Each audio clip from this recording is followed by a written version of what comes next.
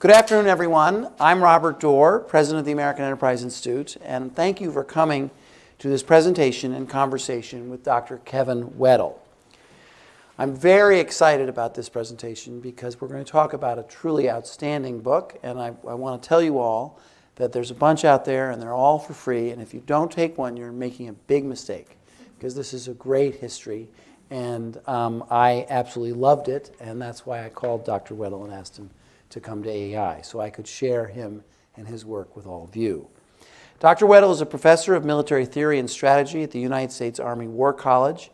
He is a native Minnesotan, graduate of the United States Military Academy, and was a combat engineer officer for over 28 years, retiring at the rank of colonel. Throughout his career in the Army, he served in a variety of command and staff positions in the United States and overseas, and is a veteran of Operations Desert Shield and Desert Storm, and Operation Enduring Freedom. Dr. Weddle also holds master's degrees in history and civil engineering from the University of Minnesota and a PhD in history from Princeton. He was the 2020 recipient of the United States Army War College Excellence in Public Scholarship Award, and most recently his History of the Saratoga Campaign, The Compleat Victory, Saratoga and the American Revolution, was published by Oxford University Press in early 2021 and won the Army War College's Excellence in Scholarship Award. As I mentioned, it's an outstanding history of a pivotal time in the Revolutionary War, and it is one of the many volumes that are part of Oxford University Press's Pivotal Moments in American History series. That series includes descriptions of Washington's Crossing, for instance, or Antietam, and is edited by David Hackett Fisher and James Allen McPherson. I'm very, very pleased to have Professor Weddle here, and I'm going to ask him to take the stage, but I have just two more things to say. He's going to make a presentation, and then we're going to have a conversation, and I'm going to take questions, and if you have questions, the way to ask them from the remote audience, we have an audience here this afternoon, is to submit questions to daniel.bring@aei.org, or on Twitter with hashtag Compleat Victory AEI. So that's one. Those are the two ways to submit questions. Two more things. Today's event is part of the Edward and Helen Hintz book forums at AEI. These forums provide a platform to host prominent authors for discussion of their books on issues of national significance. We are very grateful to Edward and Helen Hintz for their tremendous support of AEI and deep commitment to our mission. And the last important thing to say is that for the audience that's here in person, we're going to have a lovely reception afterwards with wine and cheese, and we hope you'll join us for that as well. So with that, Dr. Weddle is going to make a presentation, and then we'll have questions and answer after that. Thank you. Thank you, Robert. And it's a real honor for me to be here at AEI.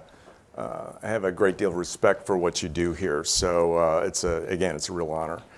So, 80 years ago, this coming spring, Winston Churchill, one of my heroes, was in the District of Columbia meeting with FDR during the World War II's Argonaut Conference, one of the many strategy conferences in World War II. And while at that meeting, he heard the awful news that the German general Erwin Rommel had seized Tobruk from the British. And this was a huge blow. And FDR noticed that the prime minister was in distress. And he asked him what was wrong. And Churchill replied, "I'm the most miserable Englishman in America since Burgoyne." So today we're going to talk about what made that other Englishman unhappy. So the Saratoga Campaign was one of the most consequential campaigns in American history. It included over 11 battles and engagements. It lasted almost 5 months. The campaign was complex. It was fluid. It played out over hundreds of square miles, thousands probably. I didn't actually count it up. And the personalities involved in this campaign were as interesting as any you'll ever run into. But more important than all that, it changed the very character of the American Revolution. So what I want to do in the short time I have today is just kind of give you a flavor for a couple of the key points I make in the book and kind of go over how the campaign played out. So give us some context as we go into our discussion. So in late August 1777, Britain's King George III received momentous news. He was so excited about this that he burst into his wife's chambers, he waved the message in the air, and he exclaimed, "I have beat them, I have beat the Americans." Now, what he had just learned was that British Lieutenant General John Burgoyne and his army had captured the strategically vital American fortress at Fort Ticonderoga, which sat astride the great invasion route from Canada along Lake Champlain in the Hudson River Valley. So this victory, achieved with almost no casualties, convinced the king that the military strategy that they had put into place the preceding spring was going according to plan, and that they would finally wrap up this American Revolution. But less than 2 months after the king's impromptu celebration, Burgoyne and his army met with an unprecedented disaster, and the British were subsequently faced with a very different war. So, little context here. In the wake of George Washington's stunningly successful raids at Trenton and Princeton in late 1776, early 1777, the British began to realize that the rebellion was not fading away as they hoped it would by that time, and that they needed a new military strategy for 1777 that would crush the rebellion once and for all. So these were the major architects of British military strategy in 1777. That middle column at the top there is the king. He was heavily involved in strategy development, at least in 1777, and also with some of the key personnel decisions. Just below him is Lord George Germain. He's a former general and Secretary of State for the colonies. His job was managing the war in North America. On the left there is Lieutenant General John Burgoyne. Today, by the way, is his 300th birthday. So happy birthday to John Burgoyne. I love that picture of him, the portrait. I guess when you can afford Joshua Reynolds as your portrait artist, you're going to get a good one. But that's every inch the dashing cavalryman there is John Burgoyne. John Burgoyne was the second in command in Canada early in the war, but now he's back in London. And on the right is General Sir William Howe. He's the commander-in-chief in North America for the Brits. His headquarters is in New York City. So in early 1777, both Burgoyne and Howe will submit competing plans for ending the rebellion in 1777. And it was really up to Germain to reconcile those two plans and come up with some sort of coherent strategy for 1777. Now, this was Burgoyne's plan. There you see John Burgoyne. And his plan called for 3 converging columns. One with a large army coming down from Canada, going south on Lake Champlain and Lake George, and then arriving at Albany, New York. A supporting column would use the St. Lawrence River, Lake Ontario, and then come down the Mohawk River Valley, also ending up in Albany. And then General Howe, with the main British army in North America, would come up the Hudson River, again, with these 3 columns converging on Albany. The idea there was to split the more rebellious New England colonies away from the rest of America, and then gaining control of the Hudson Highlands and the Hudson River Valley, and conduct further unspecified operations into New England. So on paper, it's pretty imaginative, but I think you can see there it's pretty complex as well.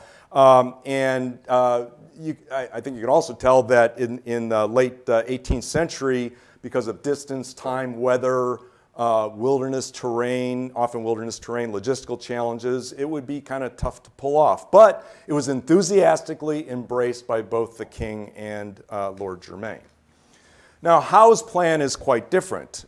In early 1777, remember, Howe is the British commander-in-chief in North America, with the exception of Canada, and his headquarters is in New York City. So he's been fighting in North America for a while, and he's the commander-in-chief. He realized by this time, by early 1777, that the real center of gravity of the American rebellion was George Washington and his army.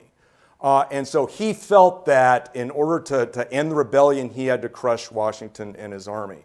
So his plan called for was really kind of centered on Philadelphia. And he proposed moving his army by sea This is what an assignment at the Pentagon gives you, a lot of good PowerPoint capability here.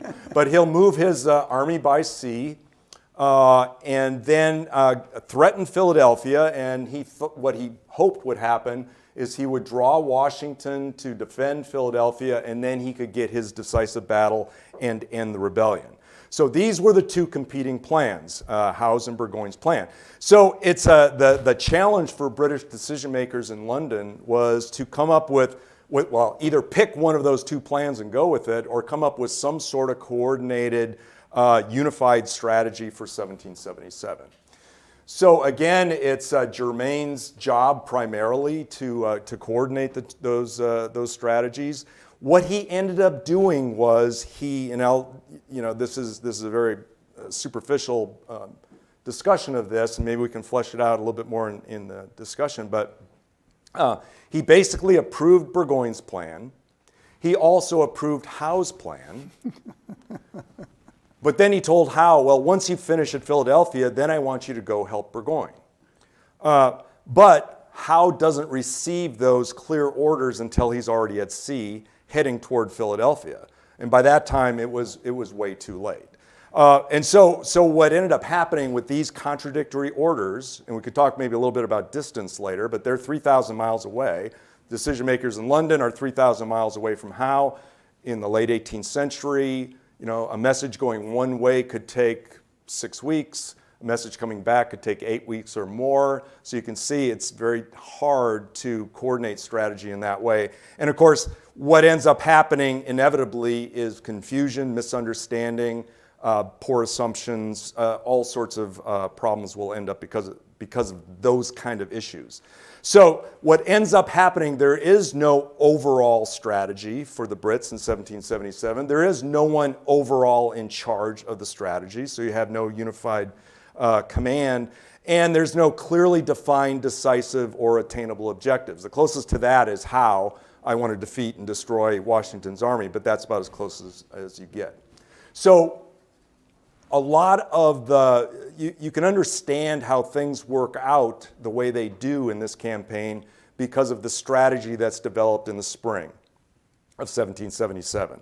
Now, in my book, there's two major threads that kind of weave themselves throughout the book. The first is military strategy. We just touched on that. The other piece of that is leadership. And I spend a lot of time looking at the leadership, the senior leaders on both sides. Why did I decide on the senior leaders? Well, to be frank, on both sides, the leaders from, say, colonel on down were really capable. They were very good. For the most part, they led from the front. They took care of their soldiers. There's not much to choose from colonel on down. Where there was a difference was at the senior level. So I look at these key players. Now, the folks on the top we've already talked about, the King, Burgoyne, General Howe. Just below General Howe on the lower right there is Sir Henry Clinton, Lieutenant General Sir Henry Clinton. Clinton is Howe's second in command. Just below Burgoyne there on the bottom row in the middle is General Sir Guy Carleton. Carleton is the commander-in-chief in Canada. And then, of course, Germain on the lower left. There's many others that I talk about in the book. Barry St. Leger, he's commanding that supporting column that comes down the Mohawk River Valley. Brigadier General Simon Fraser, probably Burgoyne's best combat commander. General William Phillips, Burgoyne's second in command. A German general who's in charge of the German mercenaries under Burgoyne, Major General Friedrich Riedesel. And Joseph Brant, who's the Mohawk leader who is allied with the Brits. So I flesh out their personalities, or I've tried to, and I examine the leadership and the relationships between all these key players. On the American side, on the upper left there, you've got Major General Philip Schuyler. He commands the American Northern Army.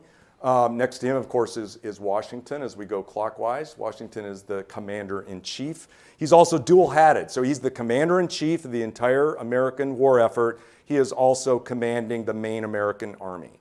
that's down and operating in the New Jersey, Pennsylvania, around Philadelphia area. Just below, upper right is Major General Horatio Gates. Gates will take over from Schuyler in August, so he'll be there at the end. Just below him is Colonel Peter Gansevoort.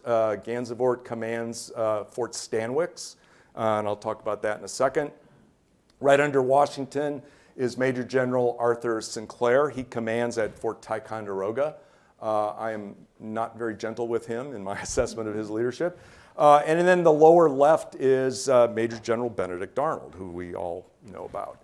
Other key leaders, Major General Benjamin Lincoln, Brigadier General John Stark, Colonel Daniel Morgan, Lieutenant Colonel Thaddeus Kosciuszko, the engineer, and Colonel James Wilkinson, all key players, plus even more than that. Another piece of the book that I spend quite a bit of time on is looking at these two commanders-in-chief. And their performance is very different during the Saratoga Campaign.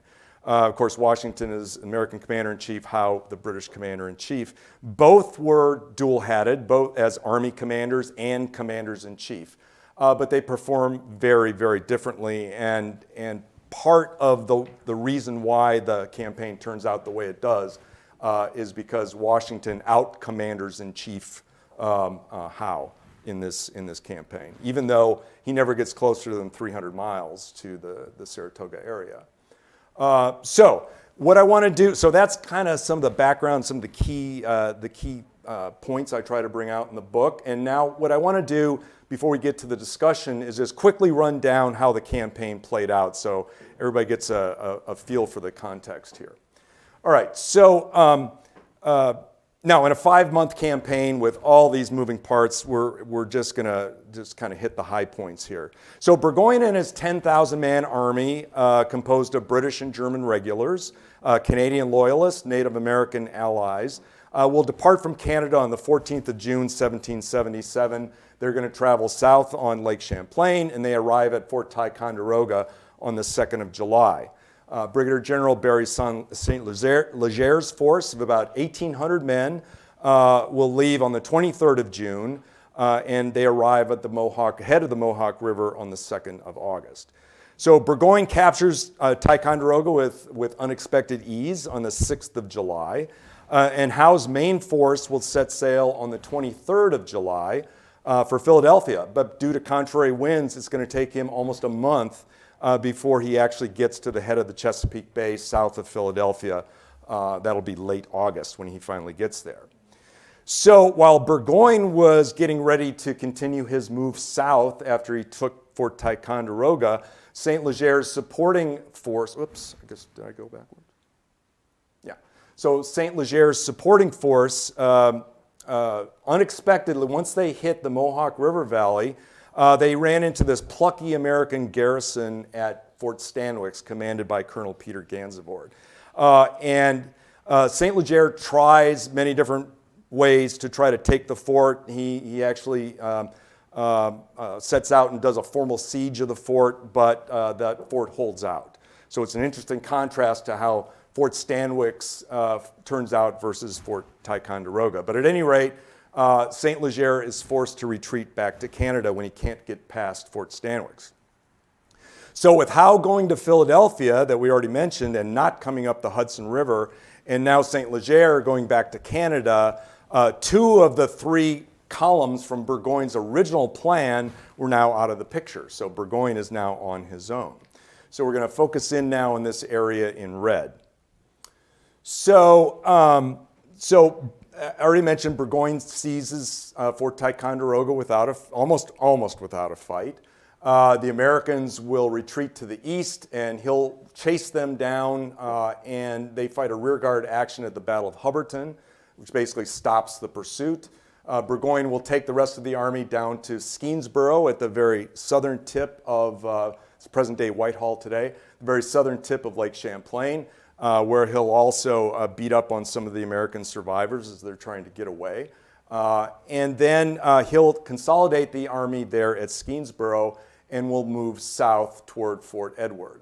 Now, Schuyler, who's commanding the American Northern Army, will retreat in the face of Burgoyne's advance. But while he does, he'll pretty skillfully obstruct the route, and the route is a very crude route that Burgoyne has picked, and he'll slow Burgoyne down. So Burgoyne ends up spending 2 weeks at Skenesboro, 2 weeks at Fort Edward, and as he continues to move south very, very slowly, he starts running into logistical problems. And we can probably talk about some of those logistical issues in Q&A.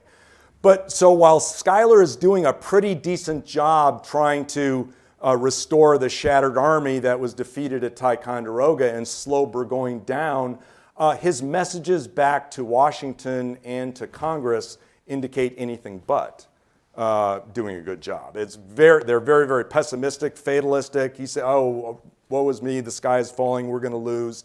Burgoyne's going to take Albany, and the war will be lost. I mean, just a litany of pessimistic letters going back. So for Washington and Congress, 300 miles away, that's the picture they're getting. They're not getting a picture of Burgoyne starting to run into logistical problems and advancing very, very slowly. They're getting a picture of the American army almost on the verge of collapse and so forth.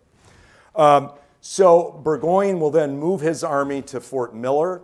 And once he gets to Fort Miller, he's got real logistical problems now. And he's heard that there are supplies at a place called Bennington, Vermont. So he decides to send a large detachment of mostly German soldiers to go get those supplies. There was also transport and carts and things like that, all things that Burgoyne desperately needed. So he sent this detachment to Bennington to pick up those supplies. And they were essentially not ambushed, but they were attacked by an American militia, primarily militia force, which destroyed the entire British force. So almost in one day, Burgoyne will lose 1,000 men. So it's just a huge blow to the army at this point. Now, right around the time of Bennington, Schuyler is relieved of his command and replaced by Horatio Gates. So now the new American commander is Horatio Gates. After Bennington, this was probably Burgoyne's last real chance to sort of reconsider what he was up to and the situation and probably fall back to Canada. But he doesn't do it. He continues to press on. So he'll cross the Hudson River, and then Gates will edge the army, the Northern Army, up. He'll get to a place called Bemis Heights. If any of you have ever been there, you know it's the heights dominate the Hudson River and the road to Albany, and there he will dig in. So he digs in there at Bemis Heights to await Burgoyne's advance. And Burgoyne will, again, cross the Hudson River, and he'll continue south. So at that point, Burgoyne will attempt to get around Gates, and they'll fight the first battle. The first time the two armies really will come together will be the Battle of Freeman's Farm. It's sort of a British victory because the British will hold on to, even though they suffer 3 times the casualties the Americans do, he holds on to the ground, so they call it a victory. That was probably, if he had any chance at this point to fall back, that would be it, to take the initiative of winning, I use quotation marks there, winning the Battle of Freeman's Farm, but he doesn't. Instead, he digs in. He hopes that he will be rescued by forces coming up from the Hudson River, but it's not to be. There is a relief expedition that's sent up the Hudson River, but the closest they get is about 70 miles from Saratoga. So they fight one more time on the 7th of October, 1777, at the Battle of Bemis Heights. It's brought on by Burgoyne's desperate attempt to forage for food and also to conduct a reconnaissance in force, but the Americans come out and they hit his foraging column, force them back into their fortifications. They inflict severe casualties on Burgoyne's army. And at the end of the bloody battle, the Americans are firmly on Burgoyne's right flank, and it forces him to fall back. So in a heavy driving, cold rain, he has no choice but to fall back, and that's what he does. So he starts retreating. They grind to a halt 8 miles later at a place called Saratoga, with the Americans following close behind. And in the space of just about 72 hours, Burgoyne finds himself totally surrounded, and he opens negotiations with Gates. After a couple days of tense negotiations, they agree to surrender terms. They actually call it the Saratoga Convention, and maybe we could talk about why they called it the convention. But Burgoyne will then surrender 15 weeks after he sees the great fortress at Ticonderoga and everything was looking so rosy. He ends up surrendering his army of almost 6,000 men on the 17th of October. And while an American band plays Yankee Doodle, there you can see he's handing over his sword to Gates. Gates will graciously decline his sword. And that's, of course, the famous Trumbull painting, The Surrender of Burgoyne, hanging in the U.S. Capitol Rotunda. So, and in my book, I spend a lot of time talking about all the short and long-term ramifications of the Saratoga campaign. But of course, the most famous, the most important, was it convinced, this great victory convinced the French to come in overtly on the American side. And 4 years later, of course, the last major military operation of the Revolution occurred when a combined American and French army, with timely support by the French Navy, will capture another British army at Yorktown, the army under Cornwallis, the last major military campaign of the war.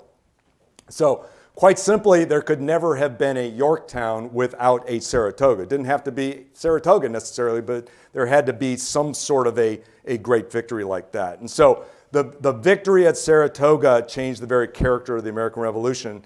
And although it wasn't sufficient to guarantee American independence, it was necessary. So it was, as one American general wrote the day after Burgoyne's surrender, the complete victory. So thank you, and I look forward to our discussion. Okay, that's very good.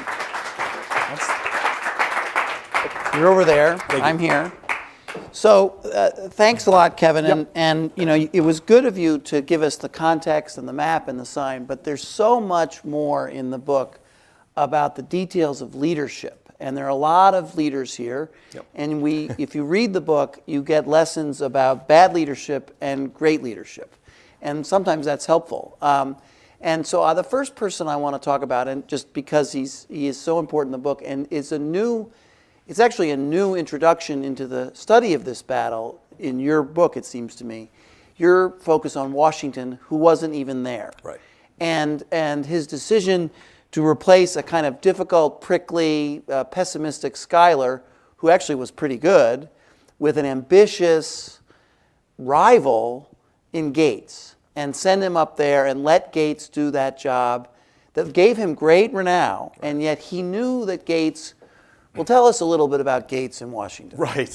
Well, you know, Gates and Washington had served together in the French and Indian War, you know, as British officers. And so they had a pretty good relationship at the beginning of the war, but it started to fray during all the operations around Boston early in the war. And Gates started to think, I can do this job better than this guy. And he continues to believe it, and he lobbies for independent command. There's all sorts, and I talk about, there's a whole chapter on issues with the American command structure in the North in the period before they lose Ticonderoga, so that's spring. And he's always trying to finagle his way into an independent command. But he never really gets it until finally he's sent up to replace Schuyler. Washington, you could tell that Washington really didn't want Gates to be the guy, but I think he recognized that he probably was the right guy. He had spent a lot of time up in the North. He was very familiar with it. He was very familiar with that terrain. And so he probably was the right guy. He knew many of the commanders. He had already served with many of those commanders up there. So that, of course, is one of the big decisions Washington makes as a commander-in-chief. It was actually mostly Congress makes that decision. It was also political. It was. Gates was popular with the men. Yes. He was more of a New Englander, I think, or he was attractive to the New England crew, Right. who were suspicious of Washington, who was from Virginia. Schuyler was kind of a snob, a little bit above the men, and so Gates was everybody's favorite guy. Right. But he also was disloyal to Washington in a lot of ways. Well, you're right. Schuyler had this sort of patrician attitude. The militia didn't really like him very much. The New England militia didn't really trust him. And it's interesting when you look at the how the Continental Congress, how our delegates to Congress in the debates over whether they were going to fire Schuyler or not. It's interesting because you had the Gates crew and you had the Schuyler crew. And the debates back and forth are really interesting. And of course, all the Schuyler crew were all the New York delegates, naturally, because he's a New York guy, he's an Albany guy. But yeah, the militia didn't like him. They really liked Gates. Gates had done a good job. He understood militia. He understood the pros and the cons of using militia and how to use them. He respected them. So that was really important. I mean, that was probably the right decision to make. But the other decisions that Washington make, I think, are even more important because when you look at, because he does it early on, he does it before Schuyler is relieved, right after Ticonderoga, when all of these pessimistic messages, and it's important to stop for a second and recognize that Ticonderoga was a huge shock. When we lost Ticonderoga, I mean, it was a shock to to the Congress, to Washington. To all the New England governors in particular, they were just flabbergasted. Everybody thought it was impregnable. There was no way we could lose it because we put so many resources against it, but yet we lose it in a day. So it was a huge shock. And so when Washington started getting all these pessimistic messages from Schuyler, he said, I've got to put some backbone in this guy. So the first person he sends up there is Benedict Arnold, his most dynamic combat commander. He sends him up there. The second guy he sends up there is Major General Benjamin Lincoln. He's a Massachusetts guy, Boston guy, also known to be very, very popular amongst militia. So he knew, so he was trying to, the most important thing he did initially was send leaders up there, good leaders to kind of put some backbone into Schuyler and to kind of work on his weaknesses. So Benedict Arnold goes up there, Schuyler goes up there. Later on, Washington will send up Morgan and his riflemen, Colonel Daniel Morgan and his riflemen. Think of those guys as like, SEAL Team 6. They're kind of the elite. Very remarkable heroism. And right. What is the phrase you use for the riflemen? That they had more impact, pound for pound than anything else. I mean, it was just especially there were a few in those of two them. battles, Yeah. right? And the reason Washington sends those guys up there is he thinks they'll be really good against the Native American allies that Burgoyne has with him.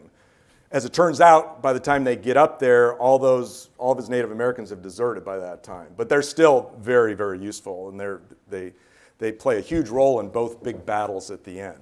So he sends those guys, and he probably didn't want to send those guys up there. He wanted them for his own army. He had his own things to worry about. Remember, he's facing Howe. Down there outside Philadelphia. So Washington's got his own problems. But yet, as a commander-in-chief, he's looking at the entire war as a whole. He understands how important the Northern Theater is and how that's going to affect the rest of the war. It's going to affect his operations. He knows that Gates is a rival, too, and yet he doesn't stop him. Oh, no. Because it's what's good for the war effort. Yeah. And I compare Washington with Howe. Howe has his laser focus is on commanding his army and going up against Washington. He's not thinking about Burgoyne up there. Yeah. Once Burgoyne enters New York, he falls under Howe. Yet Howe gives him no advice, no support, really no anything. So he's not paying any attention to him. He's focused on his mission as an army commander, not as a commander-in-chief. So that's why I look at both of them, and it's a really interesting contrast, I think. And it explains a lot of the American success, I think, is Washington's ability to, even though he's 300 miles away, he's never even been up there before. I mean, later on he goes up there, but he's not familiar with the terrain. He doesn't understand it. He's not served up there. But he understands, he can sense what's needed, and he makes those right decisions. So let's talk about Burgoyne. Isn't he an example of kind of the arrogance of leadership? This is not a good story about leadership. No. Tell us a little bit about his refusal to see what was right in front of him. Our birthday boy today. He's an interesting guy because I actually kind of like Burgoyne in a way. Yes, he's arrogant, he's vain, but then again, I've served with cavalry officers in my career, so I get that. And I still like them. But his troops loved him, which wasn't all that common in late 18th century, European armies. So his troops, respected him, liked him a lot. So that's a good thing. Again, very dashing, aggressive kind of cavalryman kind of guy. Take charge guy. Yeah, absolutely.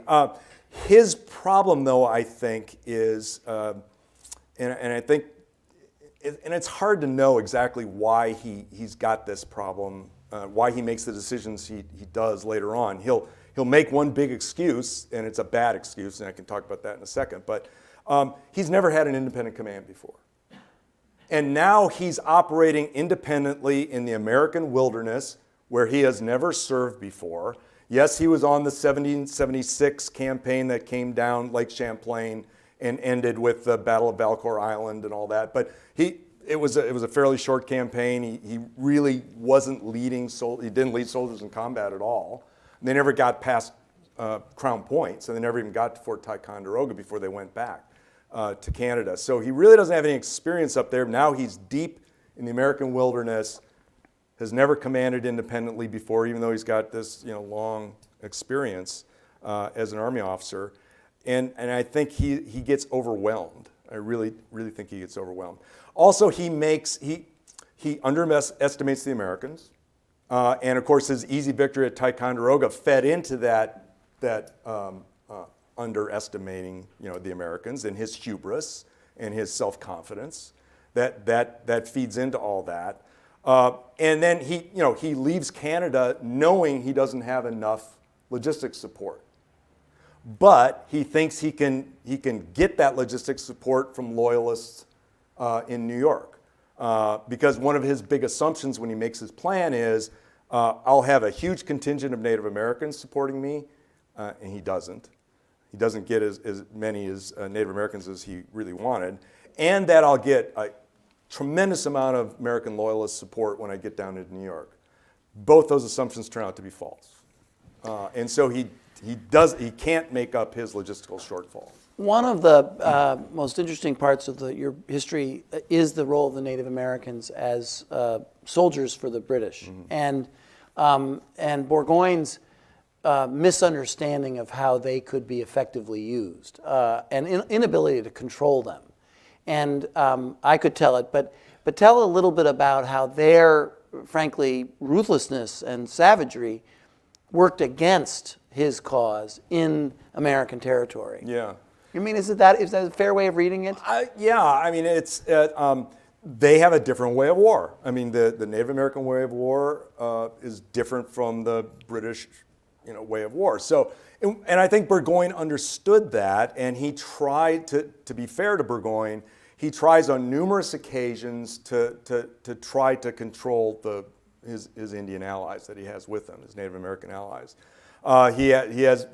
He brings in all the chiefs. He talks to them. He gives many times counseling them that, look, you can't kill wounded. You can't kill women and children. I'll give you bounties if you capture them alive, and all that. He's trying to do the best he can, but he just can't control them. And so, but doesn't he also sort of send a message to the Americans that if you don't turn on my side, I'm gonna have the Native Americans wreak havoc in your farms and families. Yes, part of his information warfare sort of campaign, we call it the informational element of power today. What he does do while he's telling the Indians, you can't commit atrocities, you gotta fight by our rules and all this stuff. He's telling the Americans, hey, you guys don't come over on our side, and I'm gonna unleash these guys on you. Yeah. So he's He's playing it both ways. Playing it both ways, Yeah, and yeah. in fact, he gets into big trouble when he gets back to England on that. There's all sorts of debates in Parliament about a lot of the members of Parliament, especially the Whigs, of course, the anti-war members in Parliament, are really upset about the use of Native Americans against the Americans. But he runs into problems. Once the Native Americans figure out, after Bennington, that things are going south, and I don't mean going south toward Albany, and once the Native Americans figure that out, most of them desert him after that, because they're in it for something else. I mean, they're in it for for booty, for riches, for all that. They obviously want the British to win. They don't want the Americans to continue. We all know that story, right? They don't want the Americans to continue expanding westward and so forth. So they definitely want the Brits to win, but once it's looking pretty bad, they desert. So the dashing hero on the battlefield, one of them, there are a bunch, but the one that you made a slight reference to, and you said we all know about him, but we all don't know about how heroic he was at Saratoga. So tell us a little bit about Benedict Arnold. Yeah, he's just such an interesting guy. He commands once he goes up to join Schuyler. He does a good job, again, with Schuyler, working with Schuyler, and then he's thrilled that Gates takes over from Schuyler because he's already worked with Gates before in 1776. They worked well together. Gates commanded at Ticonderoga while Arnold built the fleet and fought the fleet at the Battle of Valcour Island. Yeah. So they worked very well together, and Gates has defended. Everybody's always going after Arnold about something. He's embezzled money, he's done all these things. And doesn't take orders. Right. And at one point, Gates writes, and I forget off the top of my head who he was writing to, but he said, men of little merit often are jealous of those who have a great deal. And he's talking about those people who are attacking Arnold. So they get along well early on. But once Burgoyne continues to head down, crosses the Hudson to the west bank and continues south, and it looks like there's going to be a clash between the two armies now, finally, in September of 1777. Arnold, the very aggressive, right, dynamic Arnold, will go to Gates and he says, let's attack these guys. Let's offensively go out there and attack them. Now, Gates was a defensive-minded guy. He believed in digging in, letting the enemy come to you. And particularly, he knew that when he had large militia formations, that was the best way to fight those guys. Put them behind fortifications. They can do a good job for you. You can trust them to do that. They're less reliable when you're trying to conduct offensive operations. So that's what Gates likes to do. He likes to have defensive positions. So they have a bit of a clash there. That's where they start having problems. Now, the first battle of Freeman's Farm, Arnold is not actually involved in the fighting personally, but he's managing the close fight. So he's a few hundred yards away from the actual fighting, but he's sort of feeding units into the fight. And after that battle, Gates will write a report back to Congress, not to Washington, but to Congress, which really upsets Washington. So he'll write a report, and he doesn't mention Arnold's name. He doesn't mention a lot of Arnold's troops who were out doing the fighting. So Arnold is very upset about this. So they get into a big fight over, over egos, right? Titanic egos. It gets to the point where their headquarters tents are half a mile apart, but they're just sending letters back and forth to each other. It becomes very juvenile. They're hilarious letters, though. Yes. They go back and forth. They're really entertaining. But here you have these two major generals who are carping against each other. In the middle of in the middle of a big campaign, right? Yeah. Well, it's a break between the first and second, but yeah. So the standard account of Saratoga is that Gates was so upset with Arnold, and Arnold was so upset with Gates that Arnold resigns. Gates sends him, orders him to go back to Philadelphia. Arnold doesn't leave. He's there, but he doesn't have a command anymore because Gates has relieved him. And when he hears the fighting going on the 7th of October, he gallantly rides forward, saves the day, leads the troops to this great victory while Gates is cowering in his tent. That's kind of the standard account of Saratoga. Not true. Hopefully you'll agree with me when you read the book. But when you look at former, older sources that have been out there, and one new source that was recently discovered, that's really not the case. What had happened was between the last letter that we know of that they exchanged when they were having this quarrel and the battle on the 7th of October, there's about 3 days. They clearly had buried the hatchet during that time. What they did, where they had dinner together, how that happened, we don't know. There's no paper trail. But on the 7th of October, they were working well together. Gates was managing the whole fight. Arnold had gone out to do the same thing he did at the Battle of Freeman's Farm, kind of managed the actual close fight, rode his horse back, went to Gates saying, give me a brigade. I think I've spotted a vulnerability. Gates said, Roger, take this brigade out there. And that's the brigade that Arnold will lead into that, enemy fortification, ending up on Burgoyne's right flank. So clearly, it takes nothing away from Arnold. He does a brilliant job. He, personally leads the final assault into He's also injured, isn't he? He's severely wounded in the leg. That's why we have out at Saratoga, you have the famous boot memorial. Some of you may have seen it. There's a picture of it in the book.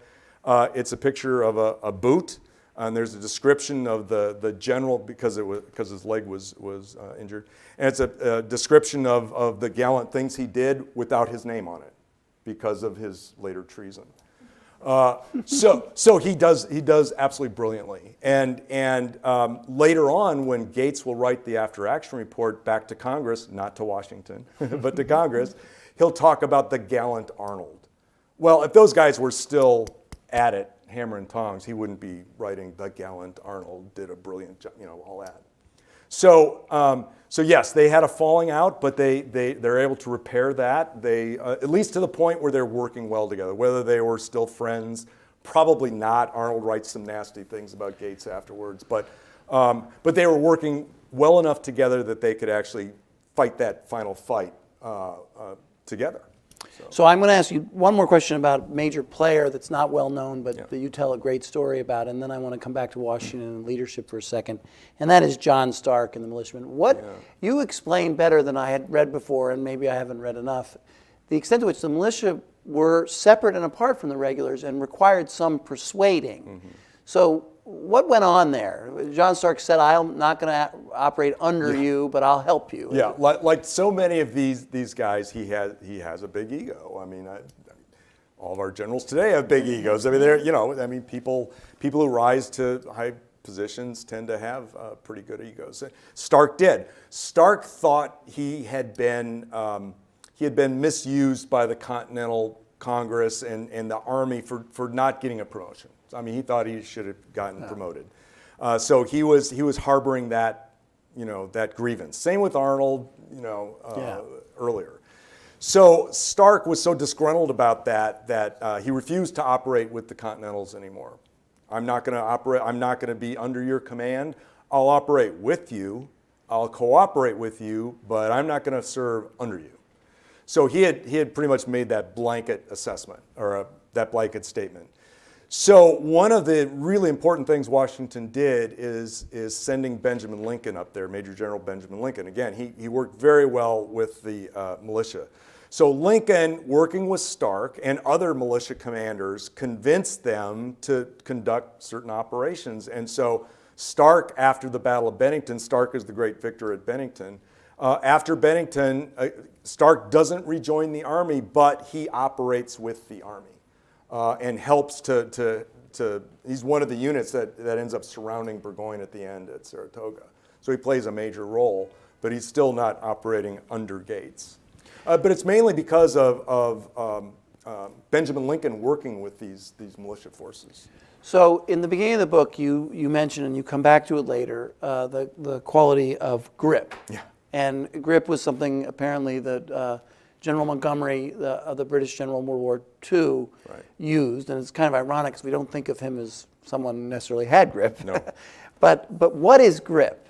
Okay, so So in one of the courses I teach up at the Army War College, I have a World War II case study. So I was doing some reading. This is just a few years ago. I was doing some reading on Montgomery, and I came across his notion of grip. And he liked to have commanders who had grip. And what did he mean by that? He mainly meant a commander who understood exactly how many soldiers I have, what's my logistical situation, if I'm short ammunition, when am I going to get resupplied, all those kind of technical sort of things that a commander has to have. So he loved commanders with grip. But it was mainly sort of a tactical, organizational sort of thing. But I love the term grip. So what I thought I would do was kind of expand this notion of grip to be something more intuitive. A commander who can make a decision without having perfect information. A commander who's not paralyzed when he doesn't have perfect information. A commander who can kind of sense how a battle or a campaign or a strategy is unfolding. So you could use it at all levels, tactical, operational, and strategic. So it's more akin to what Clausewitz called genius, more intuitive. So that's my concept of grip. And I use that term to evaluate some of these senior leaders. So somebody like Arnold, I think, had grip at the tactical level. Like at the Battle of Bemis Heights. He sensed when the time was exactly right to conduct this counterattack with that extra brigade. And it was right on the money. Washington had this strategic sense of grip.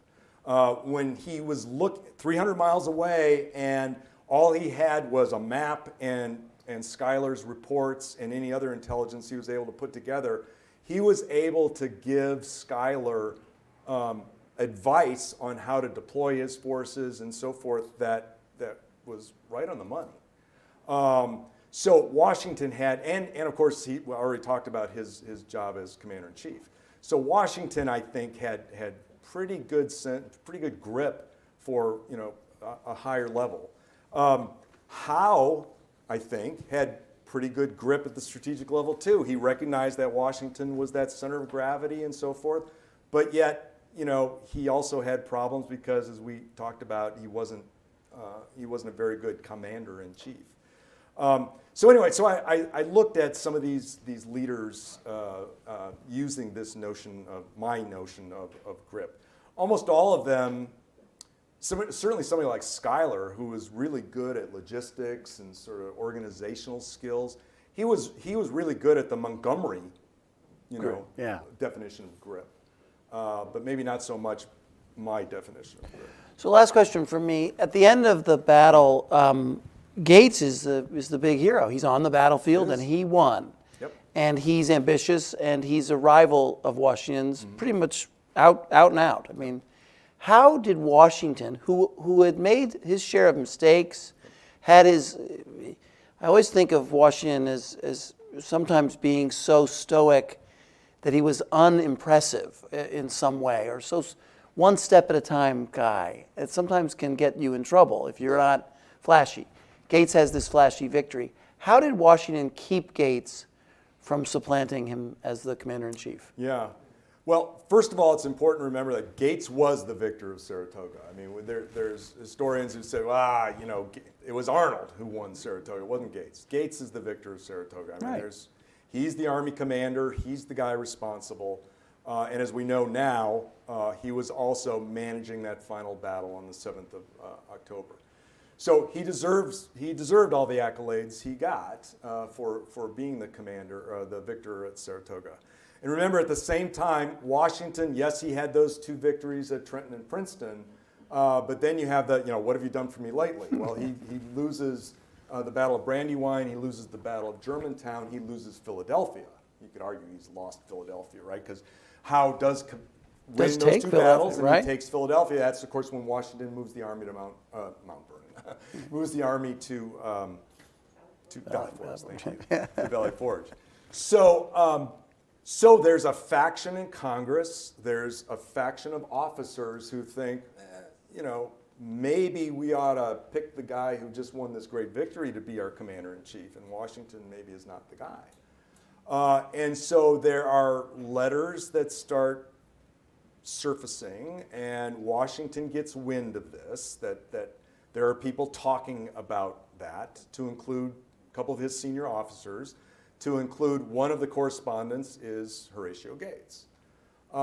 And that starts what historians will call the Conway Cabal, which was probably not a full-fledged conspiracy, but there was talk about replacing Washington.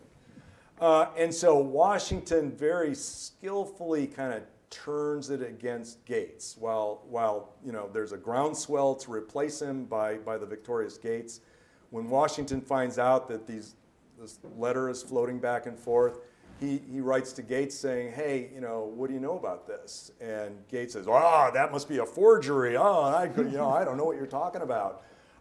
And then he gets him to admit that, yeah, I did know about this letter, and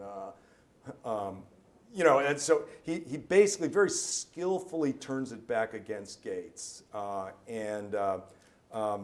Washington is a really good political infighter. And I really didn't know that about him really until I wrote this book.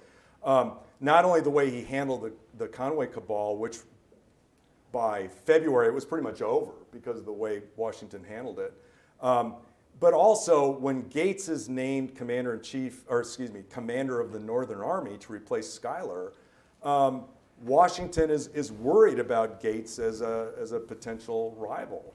And so he's worried that because Congress as a body is the one that put him in command up there, that Gates would be reporting to them and not him. And so, and not realize that, and not accept that Washington was his boss.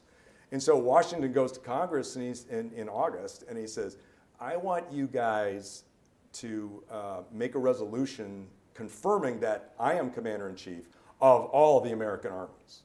Not just my army, but all the American armies, to include that one up there that you just sent Gates up to. And they do.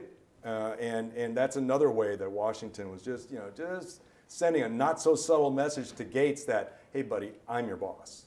But he didn't leave it unaddressed. He took action to protect himself, because. Okay, so let's open it up for questions, and the first question is from Corey Shockey. So I've always loved the way Joseph Ellis. Oh, I'm sorry.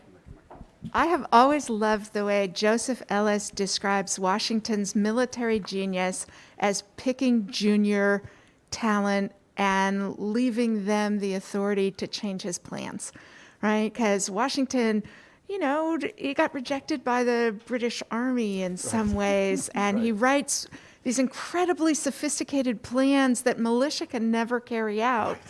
But he lets the smart young sparks, Nathaniel Greene, Lafayette, Hamilton, replan his operations. And it looked to me, your description of both Burgoyne and Howe was that they too are writing plans their forces can't carry out, right? Howe's a month late getting to Philadelphia. Right. These elaborate big red arrows actually never meet for Burgoyne. Right. What's the difference in the culture of the two armies? Is it Washington personally is just that open a commander, or is there something about the culture of the two armies or the two societies that encourages that kind of empowerment of junior subordinates? That's such a great question. I think it's a combination of both. I really do. And of course, we all know, Washington has pretty extensive experience in the French and Indian War, so he's worked with militia there. He's also worked with regulars there. But I think it's part of both. I mean, the British system is as we know, it's very autocratic, very top-down. The Americans are, it's totally different culture. You've got to be able to deal with the militia. Militia is very independent. They're very, unless you know how to manage them, they're hard to manage. and that's why one of the reasons why I think it was such an important decision that he sent Arnold and Benjamin Lincoln up to help Schuyler. He knew that that was a huge weakness on Schuyler's part, and Benedict Arnold handled militia very well, and Benjamin Lincoln even better. So all of that kind of plays into it. I think it was a combination of both. I really do. And you're absolutely right. I mean, you look at what Burgoyne put together as a plan, and I think we'd have a hard time pulling it off today in those sorts of conditions. But it's a rigidity. It's a refusal to accommodate different circumstance on the ground. And Burgoyne, after the fact, actually, starting after Bennington, he starts to lay the groundwork for his defense and says, my orders gave me no other alternative but to push on to Albany. Right. And that would be that's going to be his argument throughout, to include after he comes back home and he's subjected to parliamentary inquiries. My orders gave me absolutely no leeway. It turns out there was a very pointed sentence in his orders saying, at all times use your discretion. And in fact, Howe gave him that same advice in a letter in the spring of 1777, when he told them, by the way, I'm not coming up the Hudson River, I'm going to Philadelphia. So you need to use your discretion on how, as you advance, how things play out. And he, as you know, Corey, there so many historians look back and they go, what a dumb decision, that's such a stupid decision. Because we like to look backwards instead of placing ourselves in their shoes. So when you look backwards with the perfect information, you say about Burgoyne, that was really dumb that he continued to push on. But when you look at all the information he had after Bennington, he had just lost 1,000 men. The Americans clearly had bounced back after Ticonderoga. Otherwise, he wouldn't have lost 1,000 men.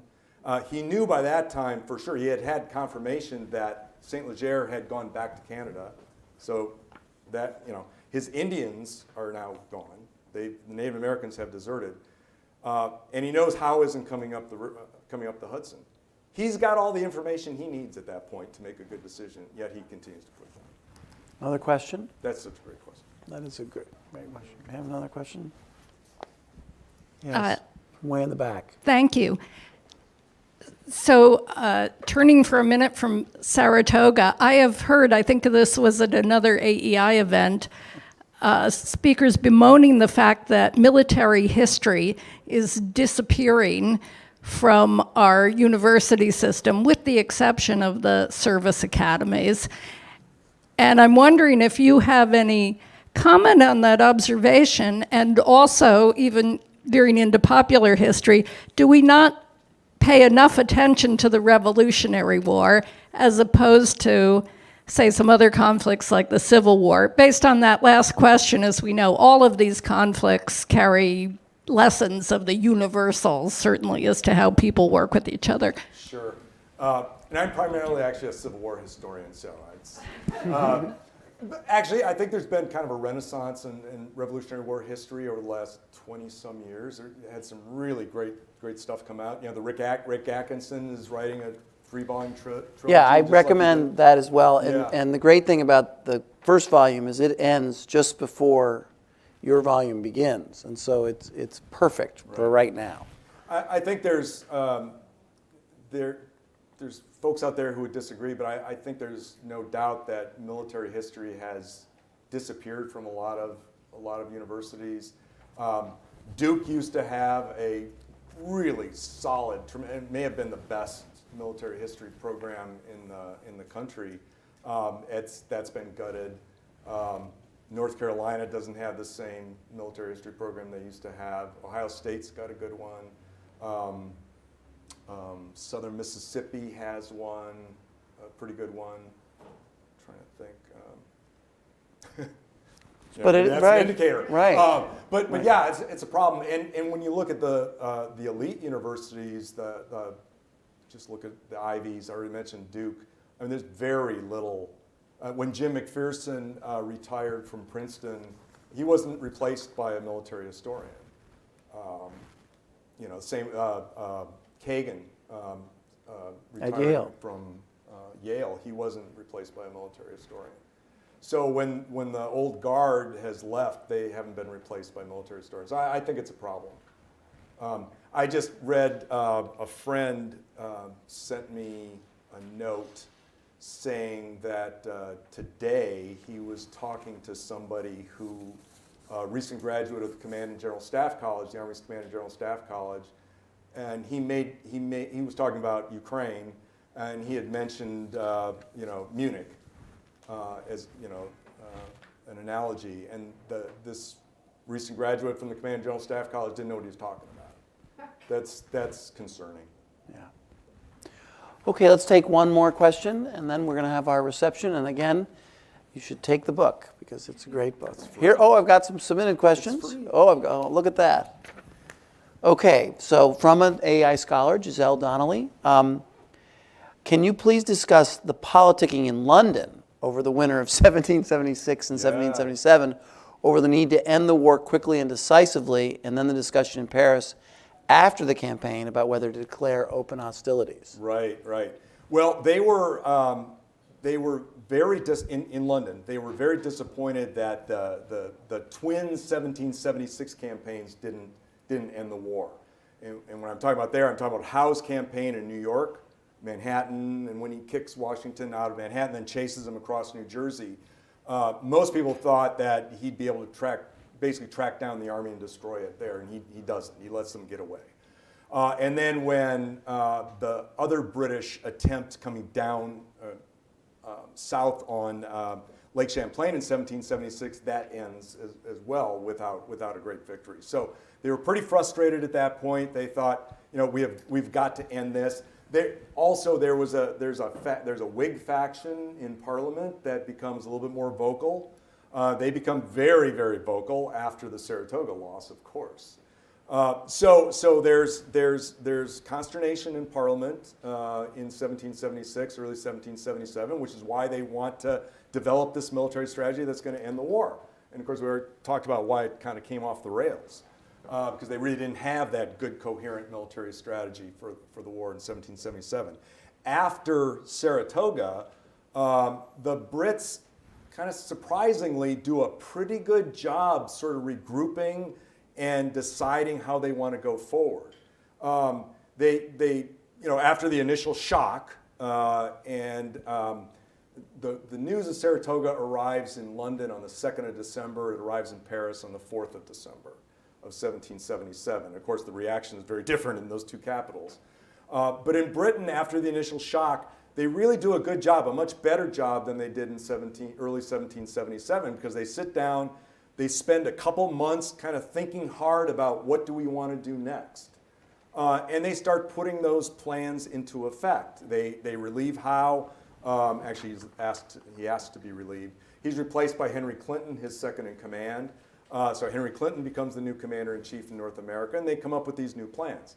All of those plans are just thrown out the window, though, when France declares war, or when France signs the treaty with America, because that obviously changed the complexion. They have to then they have to rethink again on what they're going to do. But that's when all there's some very, very very nasty debates going on in Parliament about who's to blame over Saratoga and what should we do going forward. And a lot of the Whigs, talk about people like Edmund Burke and Charles Fox and some other folks are coming out saying, maybe it's time to end this thing and let the Americans go their way. And so the Brits will try a lot of things. They'll actually offer the Americans what we would call today Commonwealth status, basically everything but independence. But after Saratoga, the Americans said, no, no, we're not gonna do that. It's independence or nothing.